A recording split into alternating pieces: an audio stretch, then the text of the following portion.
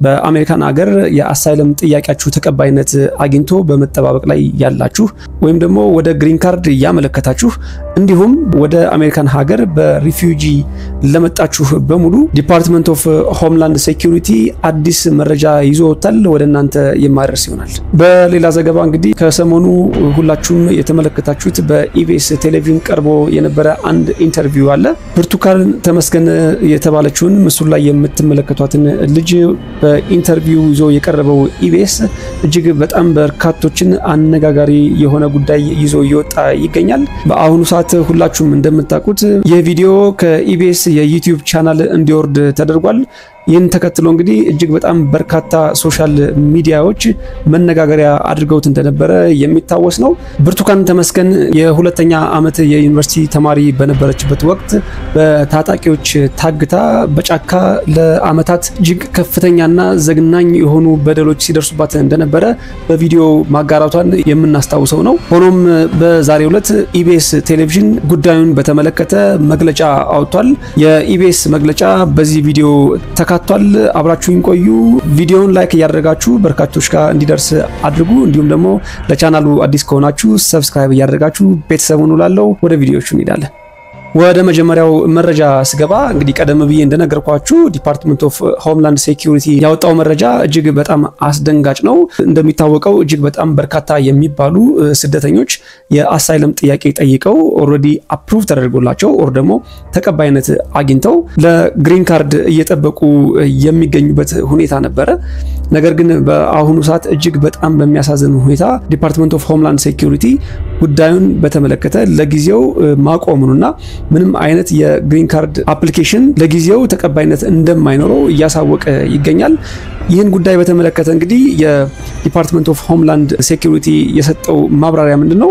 ጥገኝነት ጠይቀው ተቀባይነት ያገኙ ሰዎች ላይ ተጨማሪ ምርመራና ማጣራት ማድረግ አስፈላጊ ሆኖ አግኝቻለሁ። ስለሆነም በአሁኑ ሰዓት ምንም አይነት የግሪን ካርድ አፕሊኬሽንም አንቀበልም ኦሬዲ እየሰጠንም አይደለም ሲል USCIS አሳውቋል ማለት ነው። የጉዳይ እንግዲህ እጅግ በጣም በርካታ ለሚባሉ ጥገኝነት ጠይቀው በአሁኑ ሰዓት ግሪን ካርድ በመጠባበቅ ላይ ያሉ ሰዎች የመርዶ ያክል ነው። እጅግ በጣም ያሳዝናል። ጉዳዩን በተመለከተ እንግዲህ ምን አዲስ ነገር አለ የሚለውን እየተከታተልኩ የማሳውቃችሁ ይሆናል ማለት ነው። 18ቱ ልጆች ያገተው ሰውዬ ጃልጫላ ይባላል። አሁን ደግሞ ታግቻለሁ ብለው በተለያየ ከተማ ሪፖርት ያደረጉ ሰዎች ስንይዛቸው የታገቱ አይደሉም። ብርቱካን ተመስገንን በተመለከተ የኢቢኤስ ቴሌቪዥን ያወጣውን መግለጫ እንደሚከተለው አነብላችኋለሁ። እንደሚታወቀው ጣቢያችን ኢቢኤስ ቴሌቪዥን መጋቢት 14 ቀን 2017 ዓ.ም እሁድን በኢቢኤስ በተሰኘው የመዝናኛ ዝግጅታችን ውስጥ በሚተላለፈው የአዲስ ምዕራፍ ፕሮግራማችን በተላለፈው አንድ ዝግጅት በርካታ አስተያየቶችና ጥያቄዎች ከተለያዩ አቅጣጫዎች እየደረሰን ይገኛል።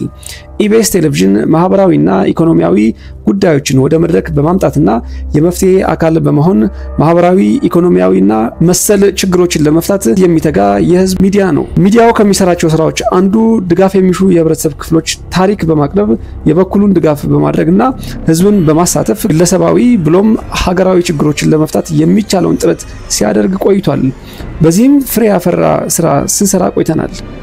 በቀጣይም ይህን ተግባር መስራታችንን እንቀጥላለን። የአዲስ ምዕራፍ ዝግጅታችን ከዚህ ዓላማን በመነሳት መጋቢት 14 ቀን 2017 ዓ.ም ወጣት ብርቱካን ተመስገን ደረሰብኝ ባለችው ጾታዊ ጥቃት ከትምህርት ገበታዋ ተለይታ በወጣትነቷ የወለደችው ልጇንም ለማሳደግ አቅም የሌላት መሆኑን በመግለጽ ድጋፍ እንዲደረገላት ተማጽና ወደ ጣቢያችን በአካል በመምጣት በሐዘንና በእንባ ችግሯን ገልጻለች።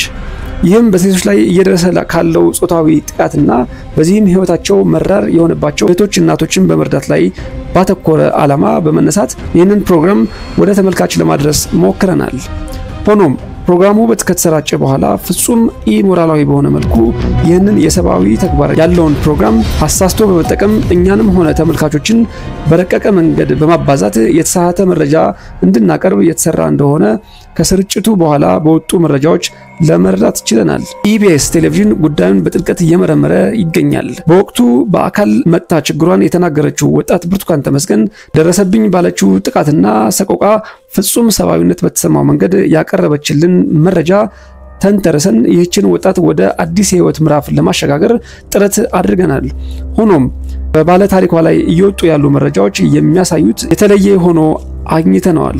ይህ ስህተት እንዲፈጠር ክፍተት የፈጠረ አካል ተገቢው ህጋዊ እርምጃ እንዲወሰድ ጣቢያችን ከህግ አካላት ጋር ይተባበራል። ጉዳዩን ለማጣራት ለሚፈልግ ማንኛውም ህጋዊ አካል ሚዲያችን ተባባሪ እንደሆነ ይገልጻል። ቀጣይ መሰል ስህተቶችን እንዳይፈጠሩ ለማድረግ የሚያስችል ስርዓት ለማጠናከር ቃል እየገባን ለተፈጠረው የመረጃ መዛባት ኢቢኤስ ቴሌቪዥን ይቅርታ ይጠይቃል። ተጨማሪ መረጃዎችን እንዳገኘን በድጋሜ እናሳውቃለን ሲል ከኢቢኤስ ቴሌቪዥን ማኔጅመንት የወጣው መግለጫ አስነብቧል። ይህ ጉዳይ እንግዲህ መነጋገሪያነቱ ቀጥሏል ማለት ነው። እጅግ በጣም ብዙዎች እየተነጋገሩበት ይገኛል። ሰው የሆነ ሰብአዊነት የሚሰማው ሰው እሷ ላይ የደረሰውን ችግር ወር ደግሞ ሰቆቃና መከራ ሰምቶ አለማዘን አይቻልም። እጅግ በጣም የሚያሳዝን ነው። በቃ ሳላችሁኝ ማለት ቆስሉም ሊድን አልቻለም።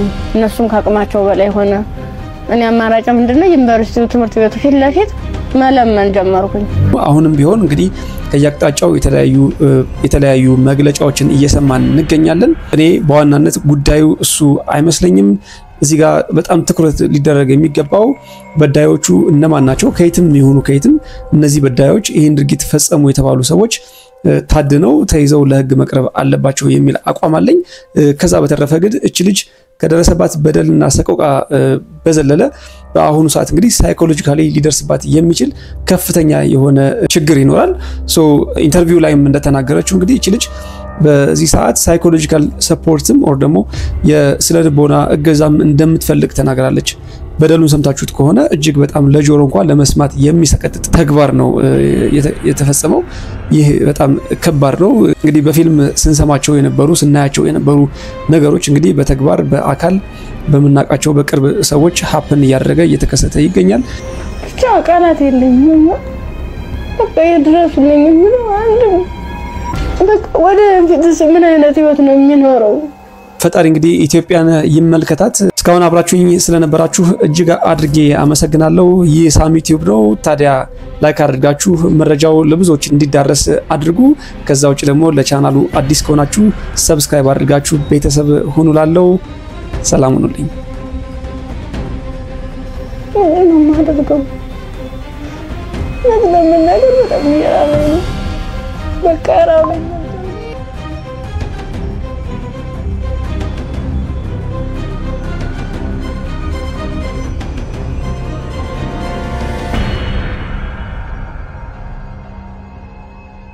ጃልጫላ የትግል ስሙ ነው።